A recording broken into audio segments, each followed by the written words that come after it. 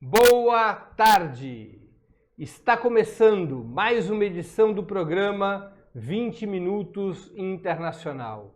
O tema de hoje: qual o plano de Donald Trump? Vocês devem estar acompanhando pelo noticiário as tensões internas e internacionais atualmente vividas pelos Estados Unidos. Desde dezembro, o governo norte-americano está paralisado porque o Congresso daquele país se recusa a aprovar, na medida em que os democratas têm maioria na Câmara dos Deputados, se recusa a aprovar um orçamento que permita a Donald Trump construir um muro na fronteira entre Estados Unidos e México, um muro destinado a conter os fluxos imigratórios daquele país. Os Estados Unidos também se envolvem cada vez mais em tensões internacionais, polarização comercial com a China, cerco e sabotagem contra o governo de Nicolás Maduro na Venezuela, tensões nas negociações com a União Europeia sobre uma série de questões comerciais. Para que nós possamos compreender o que há de comum entre esses fatos, é importante entender o que representa Donald Trump.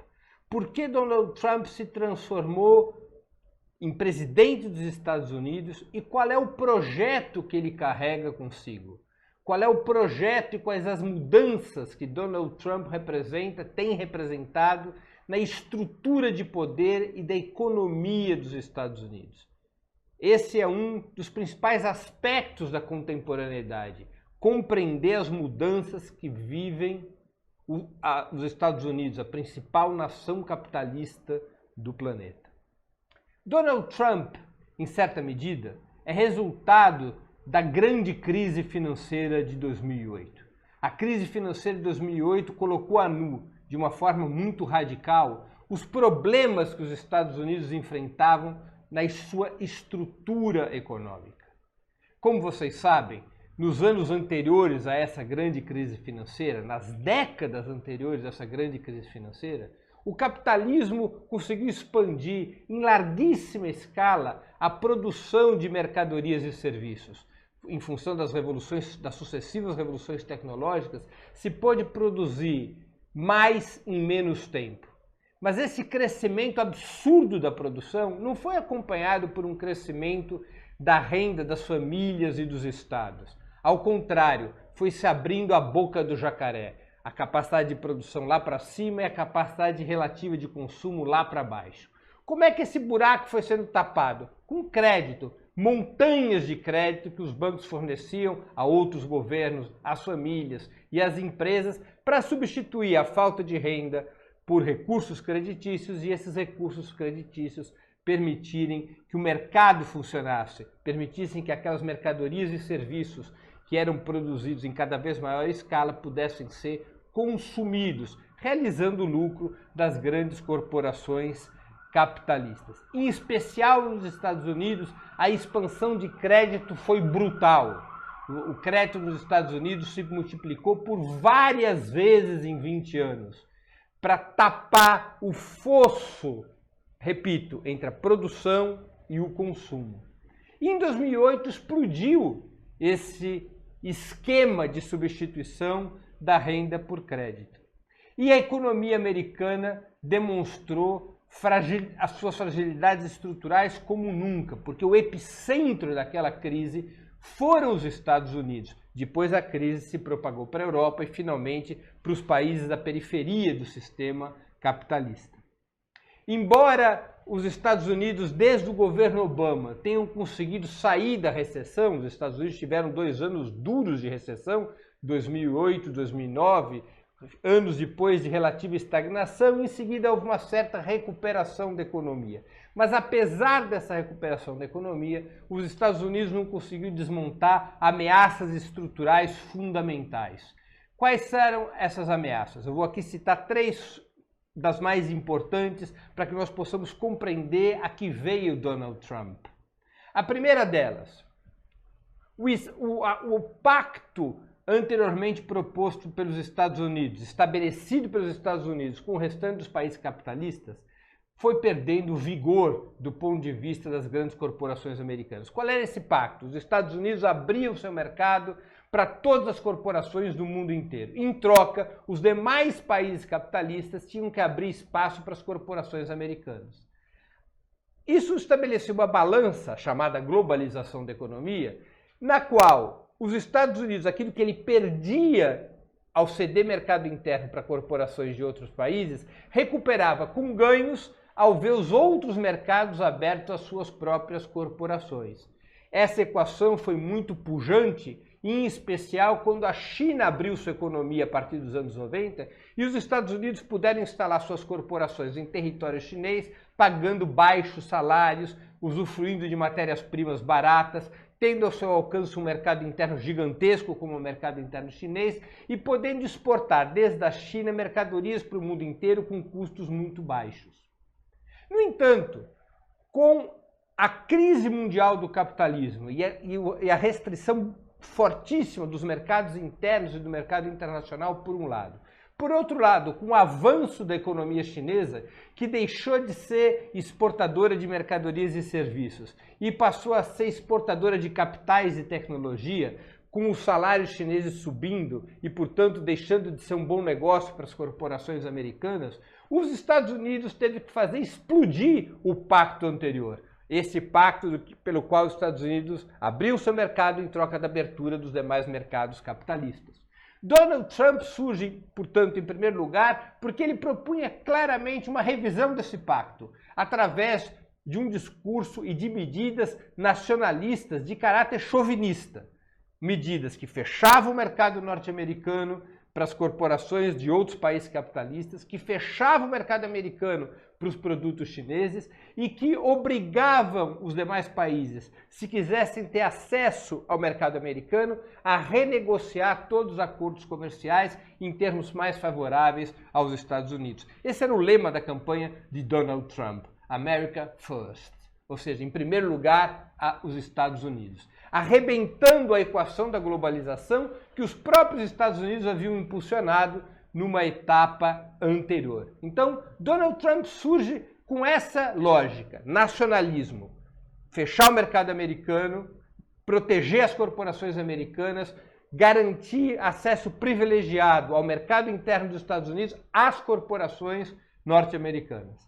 E um nacionalismo de corte chauvinista, porque esse nacionalismo interno tinha como contrapartida um aumento da ferocidade imperialista, ou seja, os Estados Unidos passaria com maior agressividade a disputar outros mercados e fontes de matéria-prima, no qual suas corporações pudessem produzir mais barato e vender para mais mercados mundiais a partir de custos baixos. A partir de Donald Trump, há uma composição entre esse nacionalismo interno e o aumento da ação imperialista, buscando fontes de petróleo, mercados, territórios produtivos, nos quais fossem impostas políticas neoliberais, políticas de desregulamentação e redução de custos, para que as corporações americanas pudessem avançar recuperar sua lucratividade e avançar sobre o mercado mundial. E, em especial, a América Latina foi alvo desse chauvinismo.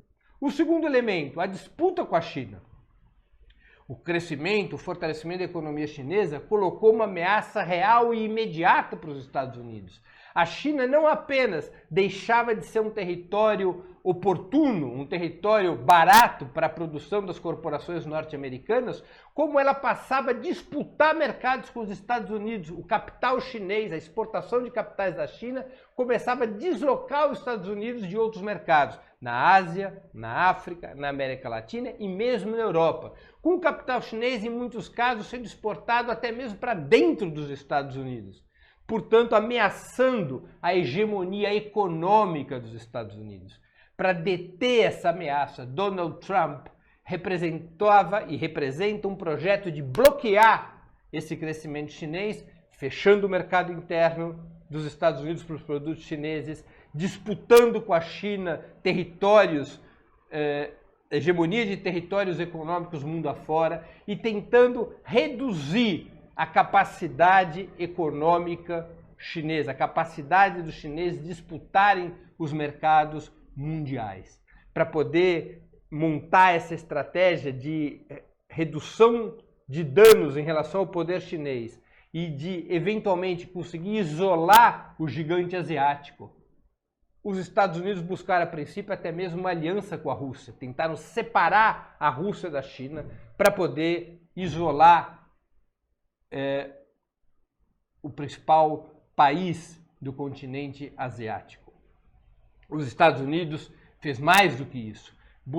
Buscou intensificar sua participação em determinados cenários políticos de tal sorte que países relevantes que representavam alianças com os chineses tivessem governos aliados da Casa Branca e não mais governos com algum laivo de autonomia. Em especial, os Estados Unidos apoiaram a solução golpista no Brasil para que o governo brasileiro passasse a ser um governo fortemente alinhado aos interesses da Casa Branca. Já haviam sido bem-sucedidos em relação a essa meta, com o golpe que derruba o presidente Dilma Rousseff, que impõe o governo usurpador de Michel Temer, e com a eleição de Bolsonaro conseguiram uma aliança carnal, um setor da burguesia brasileira disposto a caminhar como rabo de elefante em relação aos Estados Unidos de maneira absolutamente subalterna aos interesses da burguesia norte-americana. Então vinha esse a ser o segundo objetivo, ou seja,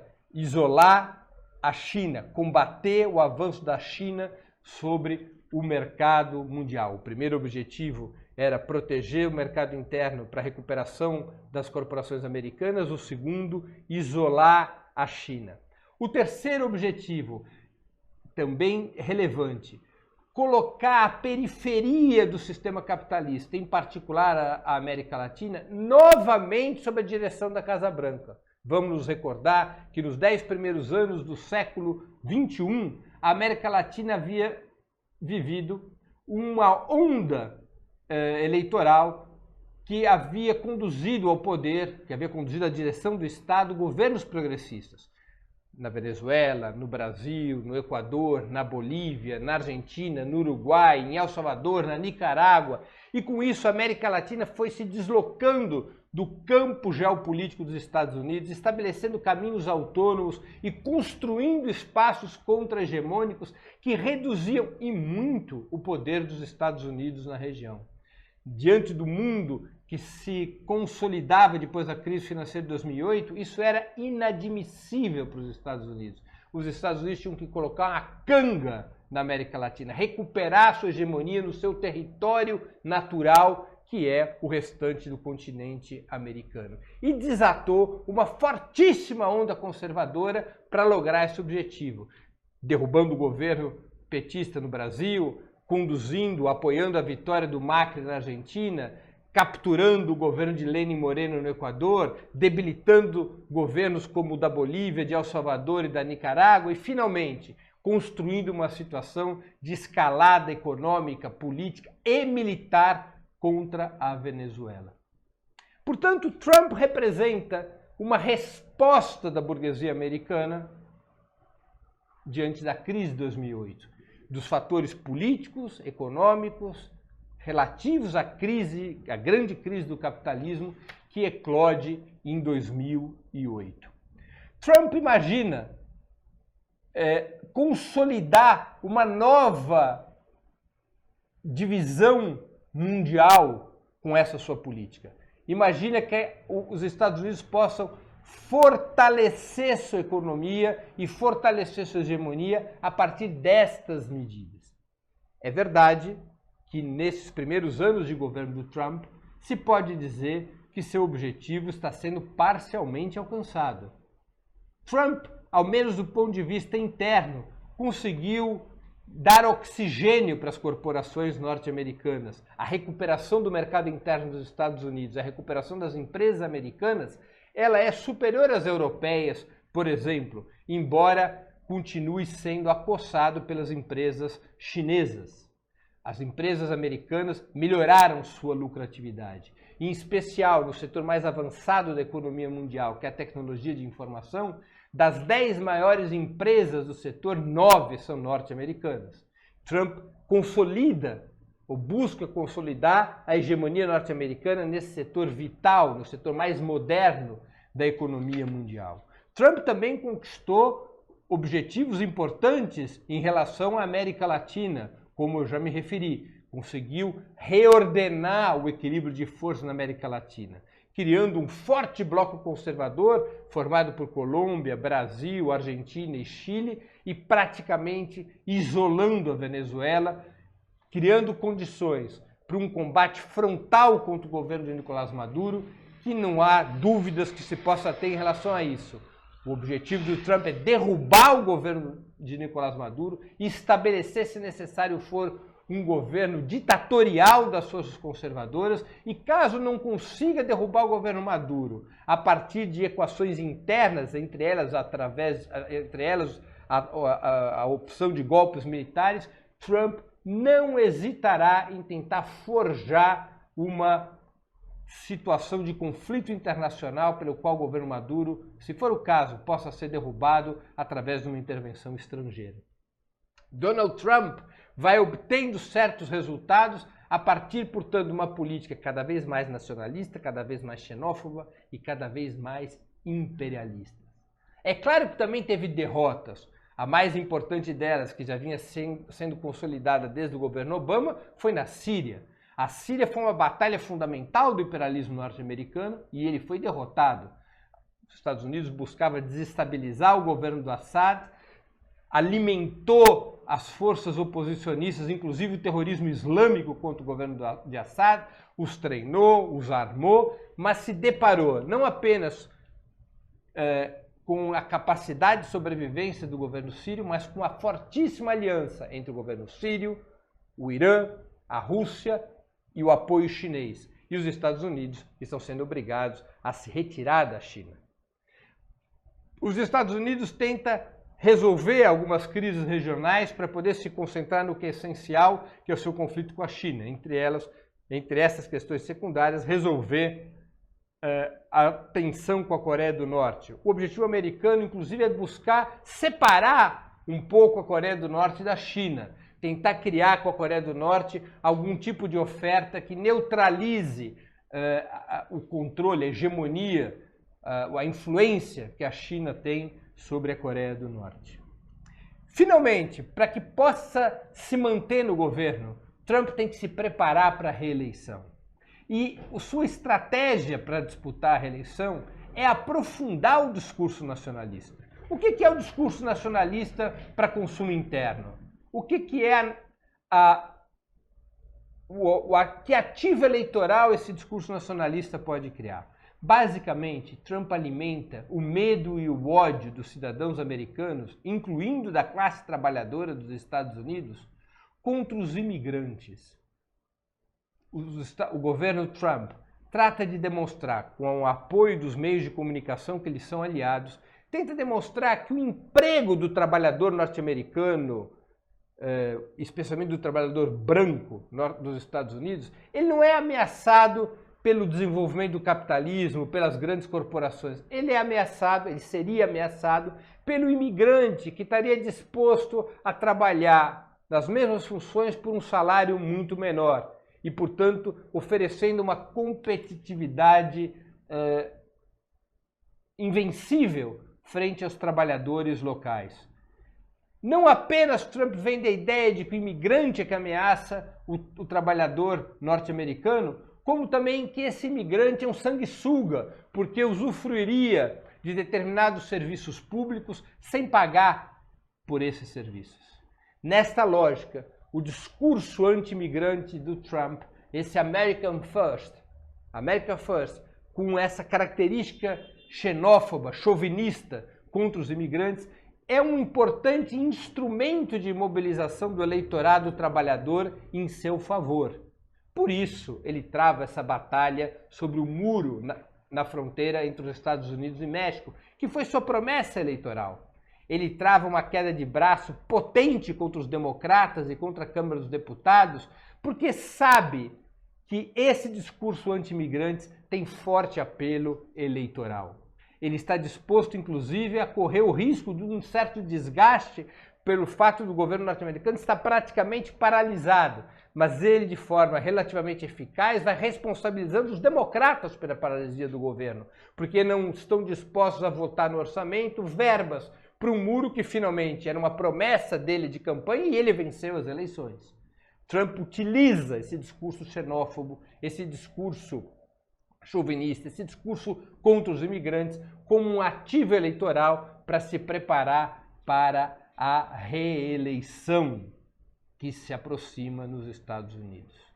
Trump representa um pacto de setores majoritários da burguesia norte-americana para que os Estados Unidos possam deter a ameaça chinesa, repactuar a divisão intercapitalista de mercados, recolocar a América Latina sob a hegemonia do grande capital norte-americano e recuperar a capacidade de desenvolvimento dos Estados Unidos a partir da proteção do seu mercado interno. É uma nova estratégia, diferente dos governos democratas e dos governos republicanos anteriores.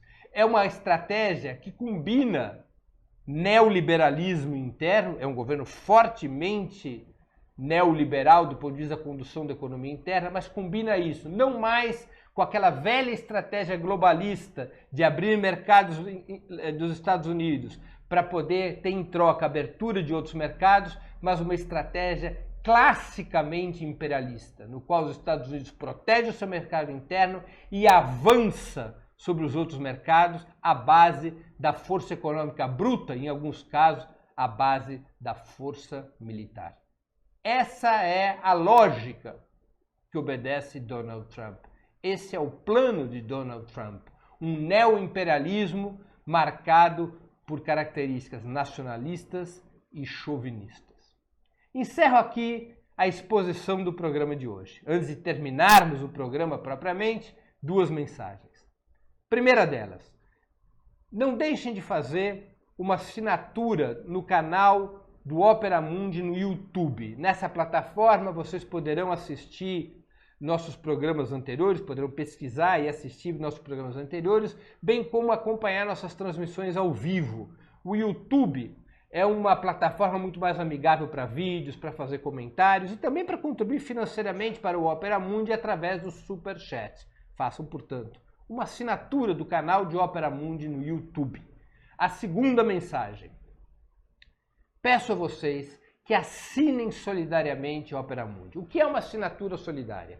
É um pequeno valor mensal que nossos espectadores e leitores pagam para que nós possamos ter os recursos necessários ao desenvolvimento de um jornalismo independente e de qualidade, para que nós possamos ter os recursos para a batalha cotidiana de ideias e informação contra a imprensa de direito. Você poderá obter todas as informações sobre a assinatura solidária no endereço www.operamundi.com.br/apoio. Eu vou repetir, www.operamundi.com.br/apoio. Conto com vocês para a assinatura solidária, essencial para que nós possamos enfrentar a mídia monopolista. Nós voltaremos a nos ver na próxima sexta-feira. Agradeço a audiência de hoje, um grande abraço e até sexta.